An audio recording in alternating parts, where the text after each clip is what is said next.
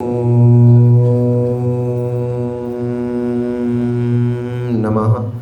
सिद्धेभ्यः।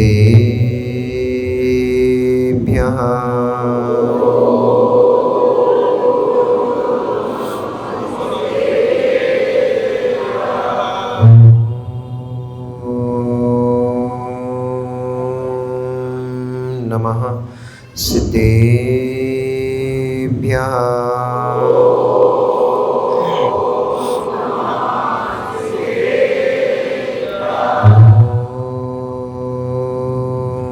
नमः सिद्धेभ्यः।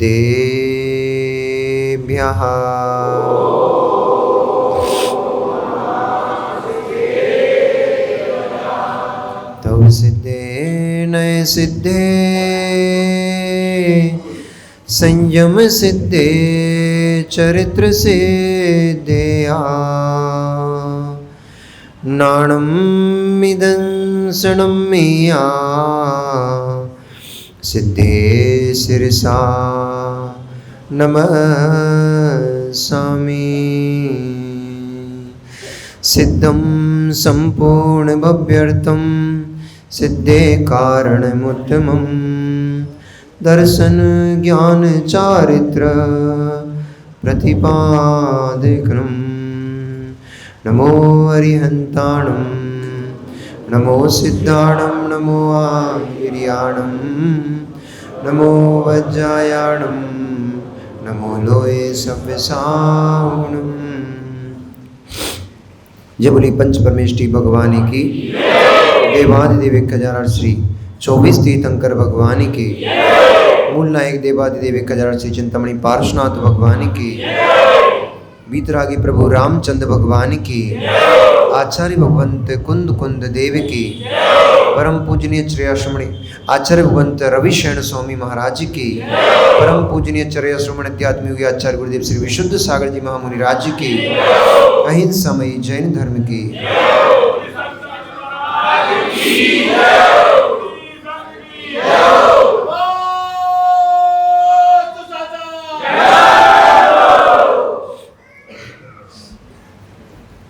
मनीषियों, वर्तमान शासन नायक भगवान वर्धमान स्वामी के शासन काल में हम सभी भव्य जीव यहाँ विराजते हैं।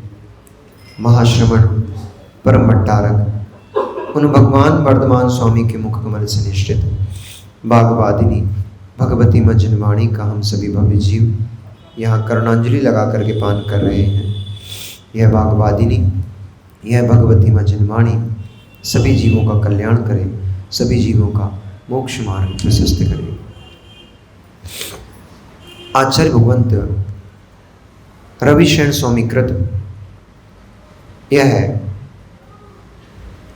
केवली भगवान पद्म स्वामी अर्थात केवली भगवान रामचंद्र स्वामी का चारित्र हम सभी जीवों के लिए यह मंगलभूत है और हम सभी जीवों का कल्याण करने वाला है। कल हमने उन अनेक लक्षणों से युक्त अनेक गुणों के स्वामी भगवान रामचंद्र जी के स्वरूप के बारे में जाना कि कैसे थे राम और क्यों अब तक हम उन रामचंद्र को स्मरण करते हैं, याद करते हैं, उनकी पूजन करते हैं, भक्ति करते हैं, अर्चना करते हैं। आप लोग राम भगवान की पूजन करते हो नहीं करते हो? करते हो? नहीं करते क्या? नहीं करते? करते हो? यही तो हम बोल रहे हैं कि इस ग्रंथ के माध्यम से बहुत सारी गुत्थियां सुलझेंगी। इस ग्रंथ के माध्यम से बहुत सारी गुत्थियां सुलझेंगी। आप प्रतिदिन भगवान रामचंद्र जी का पूजन करते हो और आपको पता भी नहीं है। आप प्रतिदिन भगवान रामचंद्र स्वामी जी को नमस्कार करते हो लेकिन आपको पता भी नहीं है, क्योंकि अभी तक आपने रामचंद्र जी का स्वरूप केवल एक राजा के रूप में देखा है। आपने अभी तक रामचंद्र जी को केवल राजा राम के रूप में स्वीकारा है। आपने रामचंद्र जी को केवल एक राज्य का संचालन कर्ता के रूप में आपने स्वीकारा है। उनके वास्तविक स्वरूप से अभी आप अनभिज्ञ हो, इसलिए उनको नमस्कार करते हुए भी आप अज्ञानता में हो कि हमने तो राम को कभी नमस्कार किया ही नहीं। आप प्रतिदिन प्रतिदिन प्रतिदिन रामचंद्र जी को नमस्कार करते हो। नमो रियंताणम बोलते हो नहीं बोलते हो? नमो रियंताणम बोलते हो? नमोकार मंत्र पढ़ते हो सभी? नमोकार मंत्र में जो नमो रियंताणम है वे नमो रियंताणम भगवान रामचंद्र स्वामी हैं। भगवान रामचंद्र स्वामी जी ने, उनका एक पक्ष सभी ने देखा है, जन जन को उन रामचंद्र जी का एक पक्ष पता है, दूसरा पक्ष किसी को भी नहीं पता है, जो पद्म पुराण ग्रंथ के माध्यम से हम यहाँ पर जानेंगे। जब तक गृहस्थ में थे, जब तक राजा थे, तब तक रामचंद्र जी ने न्याय नीति से प्रजा का लालन पालन किया, राज्य व्यवस्था को संभाला। बेही रामचंद्र जी फिर जैनेश्वरी दीक्षा को प्राप्त हुए और उन्हीं रामचंद्र जी ने योग को धारण किया। उन्हीं रामचंद्र जी ने योग धारण करके और केवल ज्ञान को प्राप्त किया, और केवल ज्ञान को प्राप्त करके वे ही रामचंद्र जी गंधकुटी में विराजमान हुए और जन जन को तत्व का उपदेश दिया, धर्म का उपदेश दिया। आयु को पूर्ण करके वे ही रामचंद्र जी मोक्ष से धार गए। तो वे सिद्ध परमात्मा के रूप में रामचंद्र जी को आप नमस्कार करते हो, अरहंत परमेष्ठी के रूप में आप रामचंद्र जी भगवान को नमस्कार करते हो, लेकिन आपको ये बात पता नहीं है। इसलिए अब जब जब भी अरहंत प्रभु को नमस्कार करो, तुरंत बीतरागी भगवान निर्गंत दिगंबर मुद्रा के धारी उन रामचंद्र जी,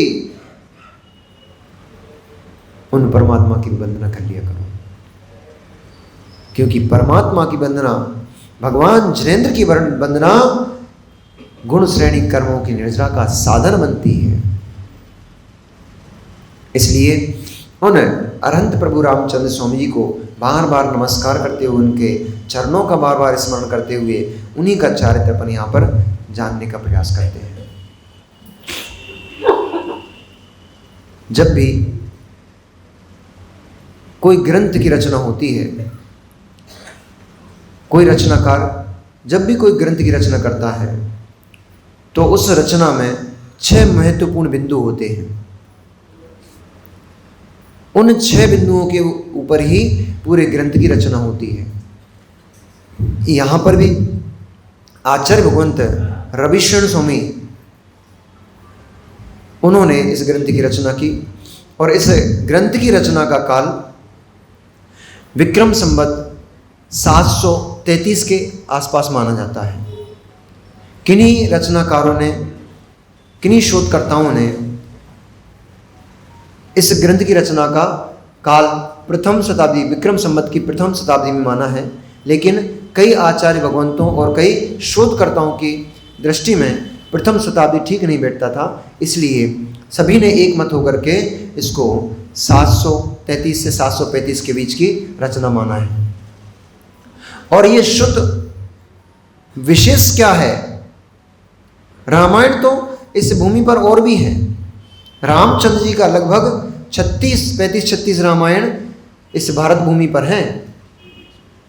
26 रामायण, 26 रामायण इस भारत भूमि पर हैं, जिनमें कुछ प्रचलित हैं, कुछ रामायण को अभी तक किसी ने खोला नहीं है, इसलिए उनके बारे में कुछ को पता नहीं।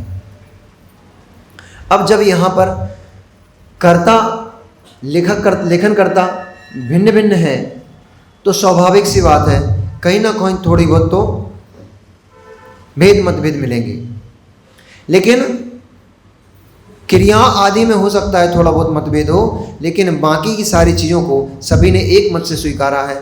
दशरथ पुत्र राम को सभी ने स्वीकारा है, रामचंद्र जी को स्वीकारा है, भरत आदि चारों भाइयों को एक साथ स्वीकारा है, सीता को स्वीकारा है, और जो भी प्रक्रियाएं हुई हैं उनमें बहुत सारी चीज़ों में तो समानता है ही, कुछ किंचित अवस्थाएं हैं जिनमें भेद देखा जाता है। जैसे सीता की उत्पत्ति में अलग अलग रामायण में अलग अलग प्रकार का व्याख्यान मिलता है। व्याख्यान में अंतर हो सकता है, लेकिन सीता उत्पन्न हुई थी ये सभी स्वीकारते हैं। उनकी उत्पत्ति में किन्हीं ने रावण की पुत्री माना, किसी ने जनक की पुत्री माना, तो किसी ने रामचंद्र की बहन भी उनको माना है,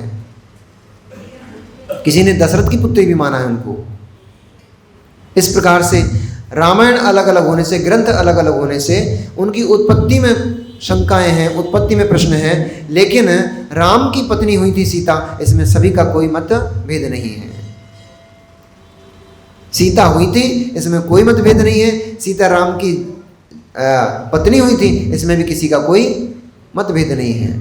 इसलिए रामायण जो हम आज प्रारंभ करने जा रहे हैं, इस रामायण को हमें विभिन्न विभिन्न पहलुओं के माध्यम से और विभिन्न ग्रंथों के माध्यम से सामंजस्य बिठाते हुए इसको हमें समझना है। तो इस पूरी की पूरी कथा में एक विशेष आपको व्याख्या मिलेगी, एक विशेषता इसमें एक ये मिलेगी कि आपको जो रामायण यहाँ पे सुनाई जा रही है ये किसी सामान्य व्यक्ति के द्वारा लिखित रामायण नहीं है। ये जो आपका पद्मचर्यु है, यानी पद्म चरित्र है, ये पद्म चरित्र किसी सामान्य व्यक्ति ने नहीं लिखा है, ये पद्म चरित्र साक्षात आचार्य भगवंत रविशरण स्वामी कृत है। और यूं कहें कि लिखने के कर्ता वे हो सकते हैं, लेकिन परंत का चरित्र जो है, राम का जो चरित्र है, वो रविशरण स्वामी कृत नहीं है। वह चरित्र तो साक्षात तीर्थंकर भगवान महावीर स्वामी ने उपदेश किया था। उसके कथा, पूरी रामचंद्र की कथा वह महावीर स्वामी के केवल ज्ञान के द्वारा और समुच्चरण में व्याख्यायित हुआ था। उसी को आचार्य भगवंत गौतम स्वामी ने झेला, उन्होंने अपने शिष्यों को प्रदान किया और उनके शिष्यों ने अपने शिष्यों को ऐसे परंपरा करते करते शुद्ध केवली, अंतिम शुद्ध केवली भद्रबाहु स्वामी तक यह ज्ञान पहुंचा। अंतिम शुद्ध केवली भद्रबाहु के बाद, चूंकि केवल ज्ञान में, शुद्ध ज्ञान में वैसे बहुत ज़्यादा अंतर नहीं होता है।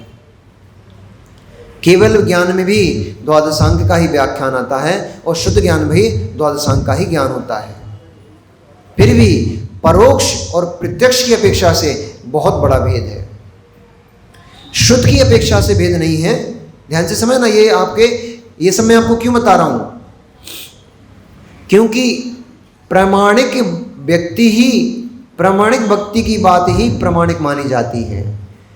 वक्ता की प्रामाणिकता से उसके कथन में प्रामाणिकता आती है। यदि वक्ता प्रामाणिक है तो उसका कथन प्रामाणिक है, और यदि वक्ता ही प्रमाणित नहीं है, वक्ता ही मदपाई है, वक्ता रागी द्वेषी है, वक्ता छलिया है, तो फिर उसकी बात को प्रामाणिक नहीं माना जाता। यदि हमारे प्रधानमंत्री किसी बात को प्रसारित करते हैं, कोई अनाउंसमेंट करते हैं, तो पूरा देश उस बात को स्वीकारता है, उस बात पर विचार होता है। और गली में घूमने वाला कोई एक शराबी, गली में घूमने वाला कोई एक शराबी कुछ कथन कर दे तो कितने लोग उसकी बात को स्वीकारोगे? अमित भैया, गली में घूमने वाला कोई एक शराबी आपको एक आदेश कर दे कि आज से ये प्रस्ताव पारित होता है, तो कितने लोग हैं जो उस प्रस्ताव को स्वीकार करेंगे, उसको पालन करेंगे? कोई नहीं करेंगे। क्यों? वक्ता अप्रमाणिक है, वक्ता मदपाई है, वक्ता व्यसनी है, वक्ता कुमार्गगामी है, वक्ता रागी दोषी है, वक्ता छलिया है। इसलिए उसकी कोई भी बात प्रमाणिक नहीं है। शराबी है, नशे में धुत पड़ा हुआ है, और शराबी की तो यही अवस्था होती है। माँ को कभी पत्नी बोलने लग जाएगा, पत्नी को पैर पड़ने लग जाएगा, कहेगा अरे तू तो मेरी माँ है। नशे में धुत है, मद में धुत है। इसलिए मद में पड़े हुए वक्ता की कोई भी बात की कीमत नहीं होती है। लेकिन वही वक्ता प्रामाणिक है, श्रेष्ठ पुरुष है, शीलवंत है, गुणों का स्वामी है, वही वक्ता जो बात प्रेषित करता है उसकी बात प्रामाणिक होती है। इसलिए पद्मचर्यु यहाँ प्रामाणिक ग्रंथ है। पद्म चरित्र यहाँ पर प्रामाणिक ग्रंथ है, क्योंकि हमारा वक्ता मदपाई नहीं है, हमारा वक्ता व्यसनी नहीं है, हमारा वक्ता ऐसा नहीं कि भांग पी ली, गांजा पी लिया और घूमने निकल पड़े और कुछ भी लिख दिया वो प्रमाणिक हो गया। व्यसनी नहीं है, नशे में धुत नहीं है, हमारा वक्ता राग द्वेष से मलिन नहीं है, हमारा वक्ता छलिया नहीं है, मोही नहीं है, हमारा वक्ता केवल ज्ञानी है। इसलिए वक्ता प्रमाण से ही वक्तृ प्रमाण यानी कि वाक्य प्रमाणित होता है। इसलिए पद्मचर्यु पूर्ण प्रामाणिक ग्रंथ है। कल भी मैंने एक चीज बोली थी कि जो लोग इस ग्रंथ को मात्र कथा पुराण मानते हैं वे लोग बहुत बड़ी भूल में पड़े हुए हैं, वे लोग सम्यक दर्शन से अभी बहुत दूर हैं। क्योंकि यदि केवल किस्से कहानी इस ग्रंथ को आप मान लोगे, अथवा जो कथा ग्रंथ होते हैं, पुराण ग्रंथ होते हैं, इनको सिर्फ कथा कहानी किस्से कहानी मान लोगे तो आपके 4 अनुयोगों में से प्रथमानुयोग का लोप हो जाएगा।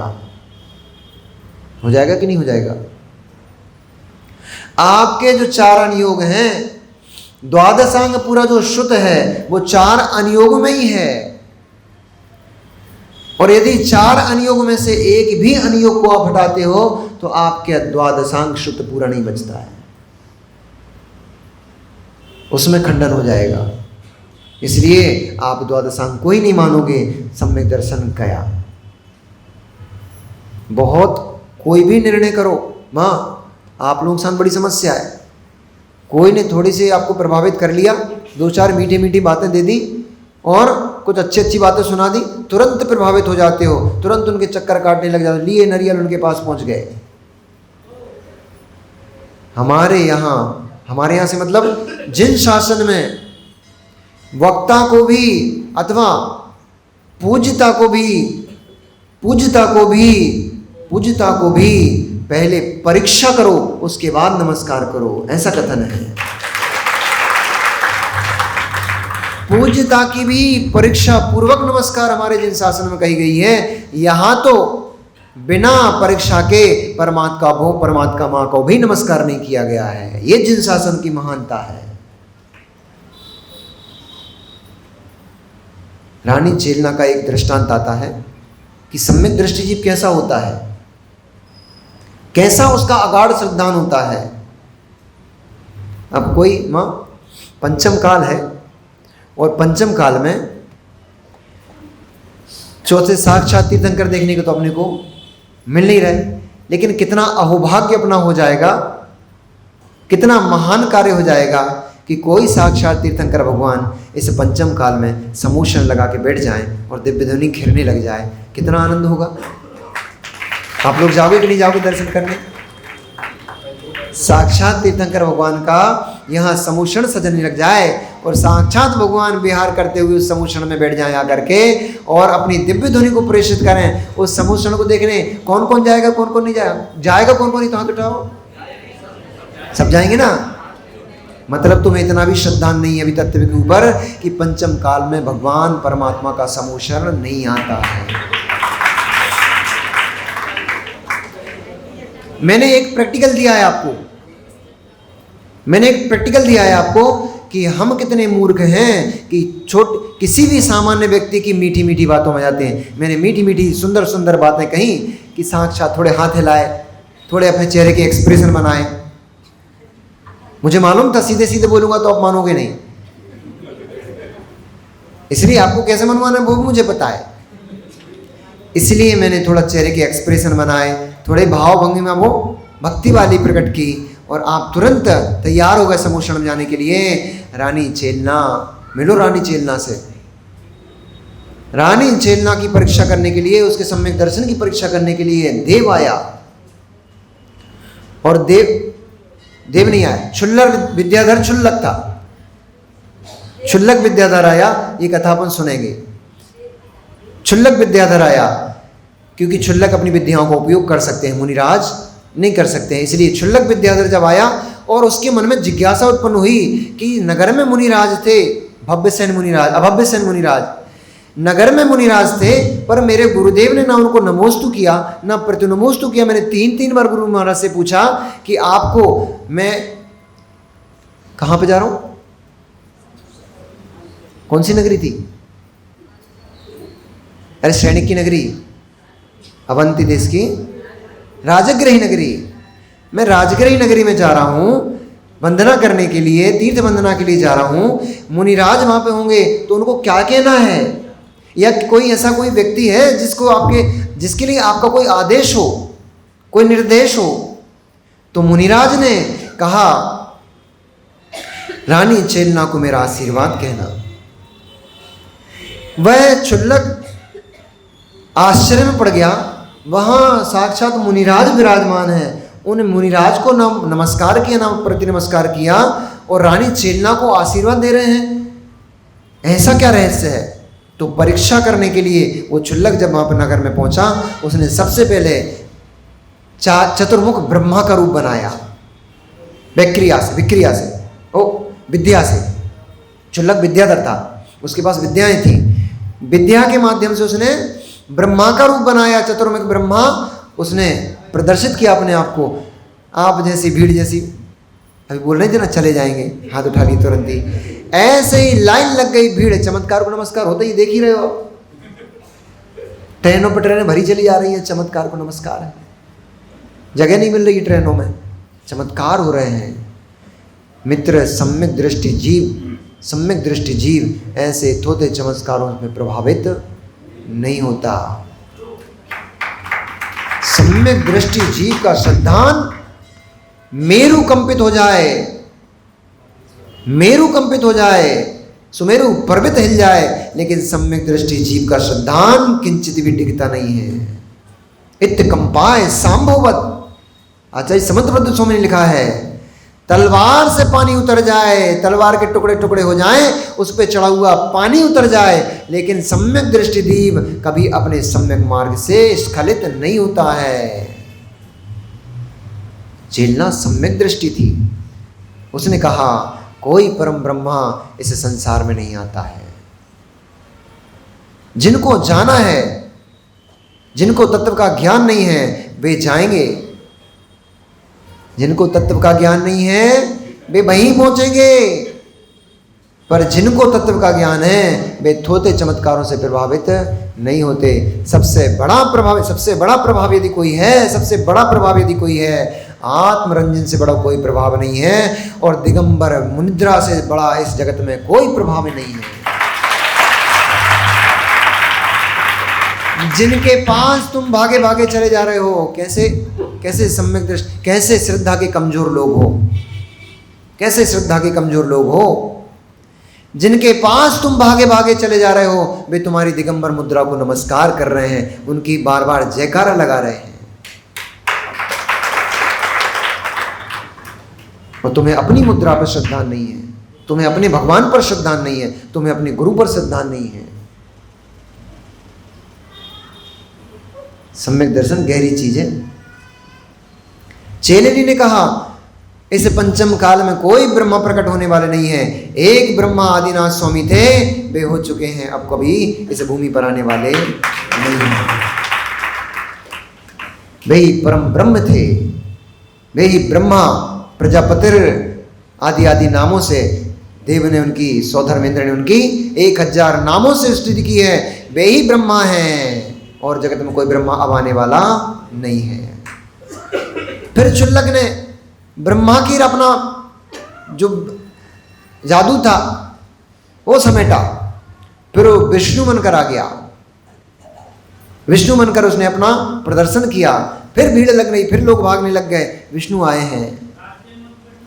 पुनः यही हुआ जब राजा शैनक ने कहा कि हे चेलनी, विष्णु पधारे हैं, चलो उनके दर्शन के लिए चलते हैं। तब पुनः चेलनी ने यही कहा, वे ही आदिनाथ विष्णु थे, उनकी ही विष्णु नाम से अर्चा हुई थी, वे विष्णु होकर जा चुके हैं, मोक्ष जा चुके हैं, अब वे विष्णु इधर उतर कर आने वाले नहीं हैं। शंकर के रूप में प्रकट हुए। पुनः चेलना ने उत्तर दे दिया, शंकर भी आने वाले नहीं, क्योंकि शंकर भी भगवान आदिनाथ का ही दूसरा नाम शिव शंकर है, उनको जटाधारी है, उनको मोक्ष हो चुका है, अब वे शंकर भी आने वाले नहीं हैं। अंत में क्षुल्लक वेश में नगर में प्रवेश किया और बागीचे में जाकर के नगर के उद्यान में जाकर बैठ गया। तब राजा सैनिक ने कहा, हे रानी चेलनी, तुम ब्रह्मा के दर्शन करने नहीं गई, तुम विष्णु के दर्शन करने नहीं गई, तुम महेश के दर्शन करने नहीं गई, क्योंकि उनको तो मोक्ष हो चुका है, वे चले जा चुके हैं मोक्ष को। पर क्षुल्लक तो आए हैं, क्षुल्लक के दर्शन करने नहीं चलोगी क्या?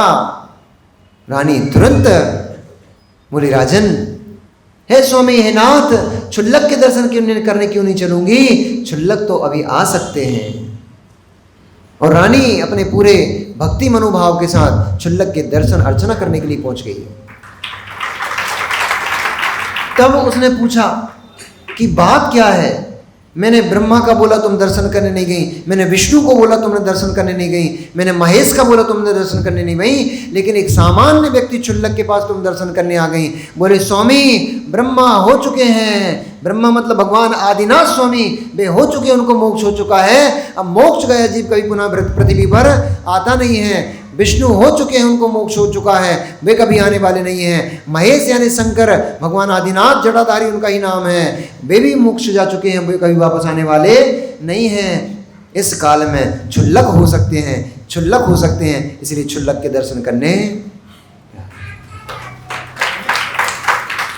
मैं थोड़ा भूल गया हूं, चेलिनी का उदाहरण नहीं है, रानी रेवती का उदाहरण है,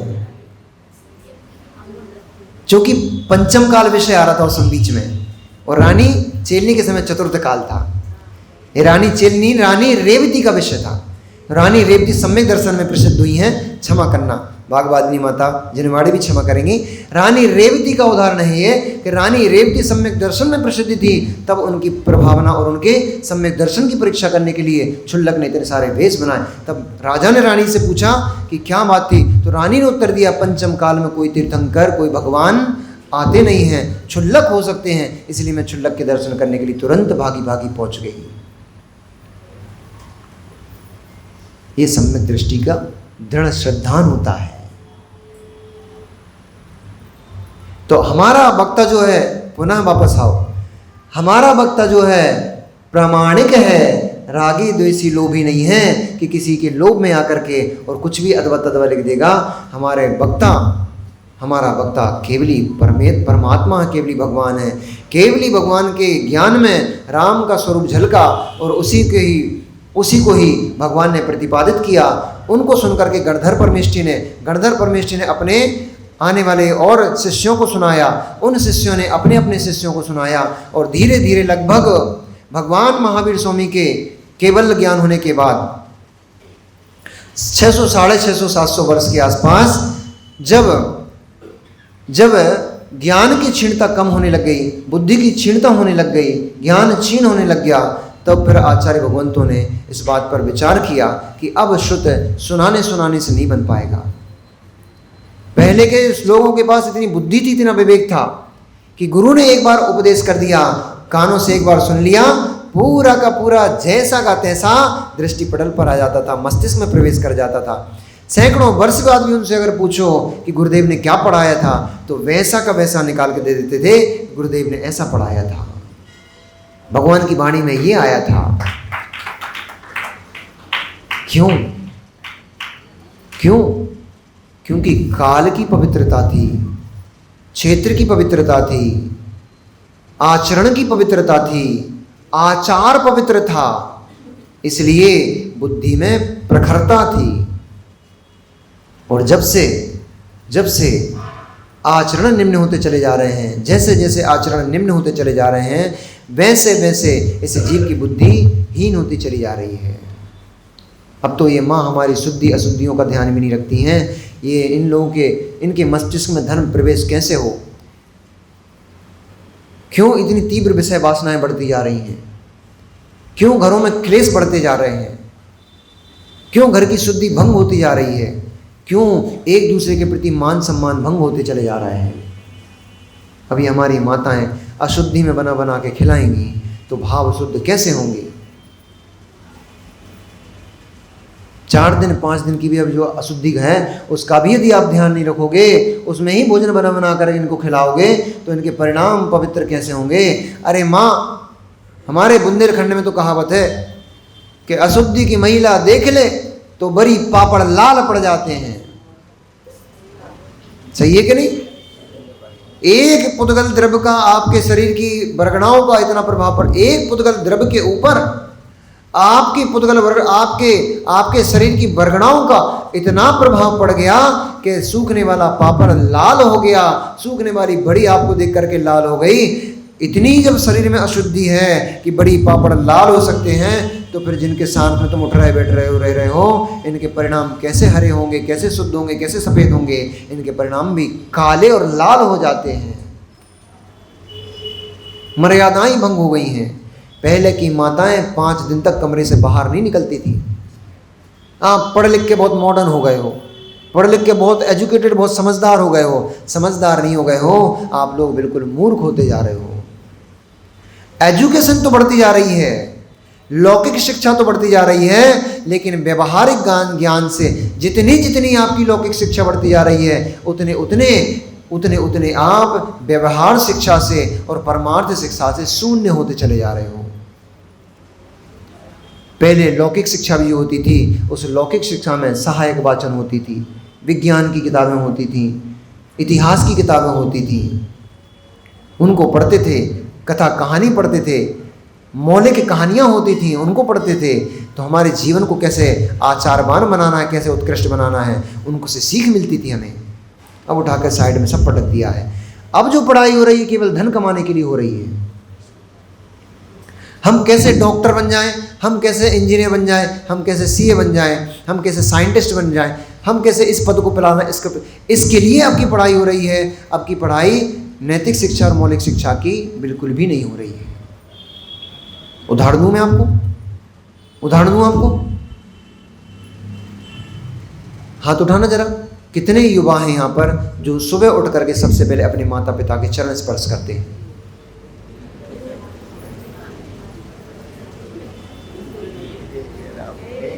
जीरो। वो युवा में नहीं है। अच्छा, एक युवा है, बहुत बढ़िया। सबसे पहले तो जितने भी आजू बाजू में बैठे इन भैया की पीठ तो ठोक दो। सैकड़ों की सभा में कम से कम 1-2 हाथ तो ऐसे उठे जो सुबह उठ करके अपने माता पिता के चरण स्पर्श करते हैं। ये भावना है, इसके पीछे रहस्य छिपे पड़े हैं। माँ, इसके पीछे रहस्य छिपे पड़े हैं। ये केवल एक क्रिया मात्र नहीं है कि सुबह उठ गए, चरण छुआ है, धोख दे आए, हो गया काम। इसके पीछे रहस्य छिपा पड़ा है। सुबह उठ करके जैसे ही आप अपने माता पिता के चरण स्पर्श करते हो, उन माता पिता का हृदय गदगद हो जाता है, उनके परिणामों में निर्मलता आ जाती है, और निर्मल परिणामों से दिया गया शुभ आशीष आपके लिए पूरे दिन भर फलीभूत होता है। अब ये तो कह नहीं सकते आप कि ऐसा भी कुछ हो सकता है क्या, नहीं तो ये हमारा कहाँ गया वो रोचक और सम्यक और वो तीसरा क्या नाम है, जापानी नहीं करता, शुभ। ये तीनों लोग जब तक बैठे रहते हैं, जब तक महाराज जी हाथ रख दें, ऊपर से आशीर्वाद दे दें, मुस्कुरा दें, नहीं, पिच्छी लगा दो।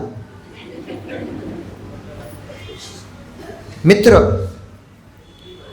पिच्छी लगने से आपके चेहरे पे मुस्कुराहट क्यों आ गई? एक द्रव्य दूसरे द्रव्य का करता नहीं है, प्रभावित नहीं, कुछ नहीं करता है। पिच्छी लगने से आपके चेहरे पर मुस्कुराहट क्यों आ गई? और मिलाता हूं मैं आपको। वो नितिन भैया बैठे क्या? बहुत बढ़िया। आज ही नहीं होना था इनको क्या?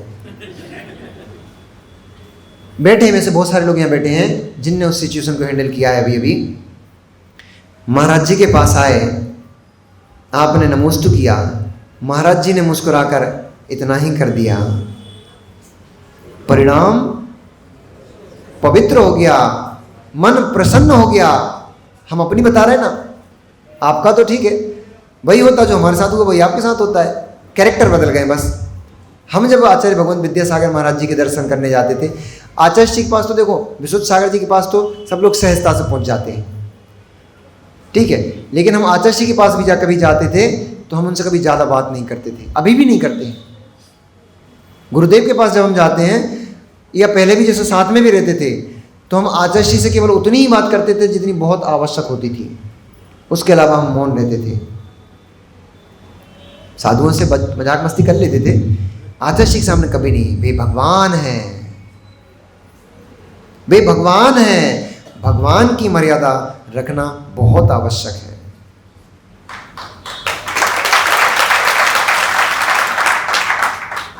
हम उनसे जाके मजाक मस्ती करने लग जाएं, उनके जाके बाजू में बैठने लग जाएं, उनके हाथों में हाथ डालने लग जाएं, तो फिर गुरु शिष्य की जो मर्यादा है वो नष्ट हो जाएगी। और गुरु शिष्य की मर्यादा नष्ट हो गई, गुरु का आशीष नष्ट हो जाएगा। और गुरु का आशीष नष्ट हो गया, आपका मोक्ष मार्ग अवरुद्ध हो जाएगा। गुरु की कृपा से ही मोक्ष मार्ग चलता है। इसलिए द्रव्य को प्रभावित करता है। हम आचार्य विद्यासागर जी के दर्शन कभी जाते थे गृहस्थ अवस्था में, तो हम एक एक घंटा मित्र रोचक, एक घंटा हम बैठे रहते थे उनके दरवाजे पे, बस एक नज़र उठा के गुरुदेव देख लें। और जैसे ही आचार्य श्री नज़र उठा के एक बार देख लेते थे, ऐसी मुंडी करे बैठे बैठे बस उनने इतना करके देख लिया कि कोई बहुत देर से बैठा है, इतने में मन गदगद हो जाता था, प्रसन्न हो जाता था। ओ गुरुदेव ने देख लिया। दृष्टि का प्रभाव। शील क्यों भंग हो जाते हैं विवाह, शील क्यों भंग हो जाते हैं? दृष्टि का प्रभाव। मृग नैनी से नैन मिल गए, शील भंग हो गया। गुरुदेव से नैन मिल गए, चारित्र प्रारंभ हो गया। वस्तु का प्रभाव, द्रव्य का प्रभाव। इसलिए एक द्रव्य दूसरे द्रव्य को भी प्रभावित करता है। स्यात्, सर्वथा नहीं करता, स्यात्।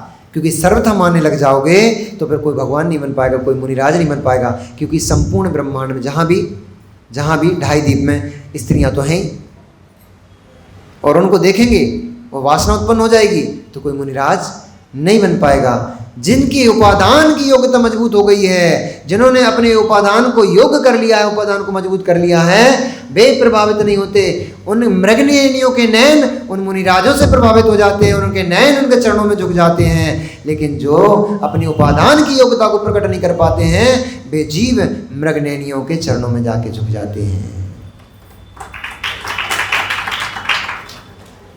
इसलिए हमारे यहाँ वक्ता प्रमाणिक है। क्रम से आराती परंपरा चली। तीर्थंकर भगवान ने उपदेश दिया, दिव्य ध्वनि खिरी, उसको गणधर परमेष्ठी ने झेला। गणधर परमेष्ठी अपने अपने शिष्यों को बताया। और जैसे जैसे फिर क्षमताएं क्षीण होती गई, जैसे जैसे बुद्धि की प्रखरता कम होती गई, जैसे जैसे ज्ञान का क्षय उपशम कम होते गया, तो आचार्य भगवंतों के मन में आने वाले भव्य जीवों के प्रति करुणा भाव उत्पन्न हुआ, दया का भाव उत्पन्न हुआ। कि अभी तक तो शुद्ध परंपरा एक दूसरे को सुनने से चलती रही थी, शुद्ध रूप में ही चलती रही थी। लेकिन अब क्षीण बुद्धि हो जाएगी लोगों की, तो शुद्ध को सुन करके ये लोग रख नहीं पाएंगे। फिर 2000, 2,500, 18,000, 20,000 वर्ष तक, 21,000 वर्ष तक, 21,000 वर्ष तक ये शुद्ध परंपरा कैसे चलेगी? तब फिर उन्होंने इसको लिखना प्रारंभ किया। और सबसे प्रथम ग्रंथ भगवान महावीर की देशना के बाद सबसे प्रथम ग्रंथ कोई लिपिबद्ध हुआ था, उस ग्रंथ का नाम है षट्खंडागम जी ग्रंथ। नाम तो सुन लो, कम से कम कर्ण ही पवित्र कर लो और यहीं से बैठे बैठे उस ग्रंथ को नमस्कार कर लो। क्योंकि वह ग्रंथ और मंगलाचरण, नमोकार मंत्र का जो मंगलाचरण है, सर्वप्रथम उसी ग्रंथ के अंदर लिपिबद्ध हुआ था। इसका मतलब नमोकार मंत्र वहां से नहीं चला। नमोकार मंत्र तो अनादि निधन मंत्र है, लिपिबद्ध षट्खंडागम जी ग्रंथ में मंगलाचरण के रूप में हुआ। और उस ग्रंथ की क्या महिमा हुई वो अपन समझेंगे भी, एक दिन उसकी भी कथा होगी। उस शुद्ध को झेलते झेलते, जानते जानते आचार्य भगवंत, गौतम स्वामी, सुधर्मा स्वामी, कीर्तिधर स्वामी, ऐसा चलते चलते फिर आचार्य भगवंत रविशेण स्वामी तक श्रुत आया और रविशेण स्वामी ने श्रुत को लिपिबद्ध करके पद्मचर्य ग्रंथ का लेखन किया। ऐसे उन रामचंद्र जी महान जो केवली भगवान हुए हैं, उनके चरित्र को लिखने वाले उन रविशेण स्वामी के चरणों में हम बार बार नमस्कार करते हैं कि हे भगवान, आपकी दया दृष्टि हो गई कि ऐसा महान चरित्र को आपने लिख दिया जिसको पढ़ करके हम जैसे मूर्ख लोग अपनी विशुद्धि को प्राप्त हो रहे हैं, हम जैसे लोग अपने पापों का क्षय कर रहे हैं। आप धन्य हैं, आपकी दया दृष्टि धन्य है। तो जब भी कोई ग्रंथ लिपिबद्ध किया जाता है, उस ग्रंथ में 6 प्रमुख हेतु होते हैं। गाथा दी है, मंगल हे मंगल निमित्त हे वो। हाथ तो जोड़ लो। कभी भी कुछ गाथा का उच्चारण किया जाए, श्लोक का उच्चारण किया जाए, सूत्र का उच्चारण किया जाए, तुरंत हाथ जुड़ जाना चाहिए। ये जिनवाणी का बहुमान है। इतना करने मात्र से विनयजन्य शुभ आश्रव होता है। इतना करने मात्र से जो श्रेष्ठ पुरुष हैं, उन श्रेष्ठ पुरुषों का, जिनवाणी माँ का, जिनेंद्र भगवान का आदर हाथ जोड़कर करने मात्र से विनय प्रदर्शित होती है। और विनयो मुखद्वारो, विनयो मुखद्वारो, विनय मोक्ष का द्वार कही गई है। विनय से रहित प्राणी कभी मोक्ष को प्राप्त नहीं कर सकता है। इसलिए जब भी सूत्र का पाठ हो, जब भी गाथा का पाठ हो, तुरंत हाथ जोड़कर विनय करना चाहिए। इससे कर्मों की निर्जरा होती है। चलो, मंगल निमित्त हेउ परिमाणम नाम तयकतारम बागरिय छप्पी पच्छा बखाणों सत्यमायरियो। बहुत बढ़िया, मुख शुद्धि हो गई। आज आपकी मुख शुद्धि हो गई।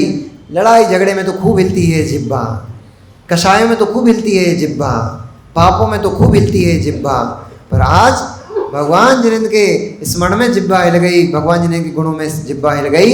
यही आपका सबसे बड़ा काम हो गया। आज मुख शुद्धि हो गई। आचार्य भगवंत रविशेण जी ने इसमें लिखा है, इसी पद्म पुराण ग्रंथ में, कि मैं उन लोगों के मंगलाचरण कर रहे हैं ना, मंगलाचरण में आएगा। चलता हूं। मंगलम, मंगल, मंगल का मतलब होता है मंगलाचरण, और मंगलाचरण का अर्थ होता है जो मंगल करता है, पाप को गलाता है, उसका नाम मंगल है। जो पापों को गलाता है, कार्य सिद्धि करता है, सर्व का मंगल करता है, इसका नाम मंगलाचरण है। ग्रंथकर्ता ने सबसे पहले सिद्धों को नमस्कार करते हुए मंगलाचरण किया। कैसे हैं विशुद्ध परमात्मा? अपन ने जाना था कल कि विशुद्ध परमात्मा 8 कर्मों से मुक्त हो चुके हैं। जो कर्म उनको संसार में परिभ्रमण करा रहे थे, उन कर्मों का उन्होंने दहन कर दिया, उन कर्मों को भस्मीभूत कर दिया। अब वे कर्म कभी भी उन भगवान को संसार में पटकने की सामर्थ्य नहीं रखते हैं। अट्ट कम्म विमुक्का, जो 8 कर्मों से मुक्त हो चुके हैं, ऐसे सिद्ध परमात्मा हैं। कहाँ रहते हैं? लोयज्ञ निवासनो सिद्धा, लोक के अंत भाग में निवास करते हैं, यानी तीनों लोगों के सबसे ऊपर अंतिम भाग जो है, उस अंतिम भाग में तनुवाद बलय से विसिद्ध परमात्मा स्पर्शित हो जाते हैं। ऐसे विसिद्ध परमात्मा हैं। और मंगल, मम पाप गालयति इति मंगलाहा, मेरे पापों का जो गलन करता है, पापों को जो गला देता है, शुभ को प्रसारित करता है, उसका नाम मंगल है।